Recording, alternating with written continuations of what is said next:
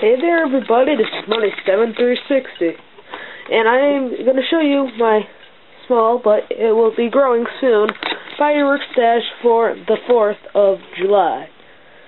Well, right here we have some Sky Blaster mortars. They are 1.75 inches.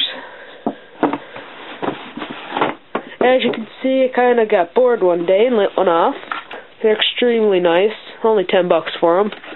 Originally $35, but they have very good effects and they're extremely loud when they go off. Got a lot of bottle rockets here because I just like lighting them off because I get bored. And then, still for New Year's, I have this mini canister shell.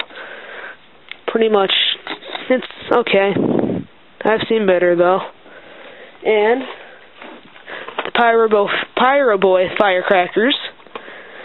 They said they're almost better than the Bad Boys, but I don't know about that. And then I have some fuse here, and I made this, whatever you want to call that, strung together, extremely explosive awesomeness right there. That's so far my fireworks stash. Hopefully next week I can add some more. So give it 100 likes and I'll add the next video.